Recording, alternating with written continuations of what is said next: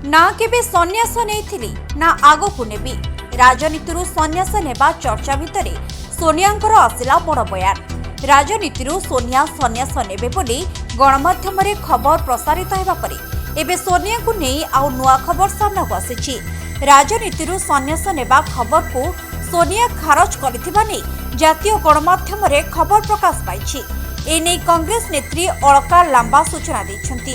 अलका कहिछन्ती गणमाध्यम रे राजनीतिरु सन्यास नेबा नै जे खबर प्रकाशित होइथिला ताहाकु नै से सोनिया गांधी को सह आलोचना करथिले, किंतु गणमाध्यम खबर सुनी सोनिया हसिबा सह कहिथिले ना मु केबे राजनीतिरु सन्यास नेइ नथिली ना आगकु नेबी।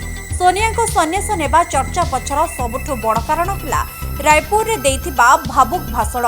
कांग्रेस 85तम अधिवेशन रे कांग्रेस पूर्वतन अध्यक्षा सोनिया गांधी निजर कार्यकाल को नहीं भाषण देथिले। जो भाषण रे सोनिया कहिथिले 1998 मसिया रे कांग्रेस अध्यक्ष पद संभाळिबाटू एबे पर्यंत अनेक उपलब्धि और अनेक निराशा देखिछि। 2004 और 2009 रे यूपीए सरकार विजय बड़ उपलब्धि जहाँ मते बेस खुशी देथिला, किंतु एहाटारो अधिक खुशीर मुहूर्त है इनिसिंग भारत जोड़ यात्रा सह शेष हो पारे। भारत जोड़ यात्रा को नहीं सोनिया राहुल को प्रशंसा करने सह आगामी राजनैतिक भविष्य शुभकामना जणाइथिले।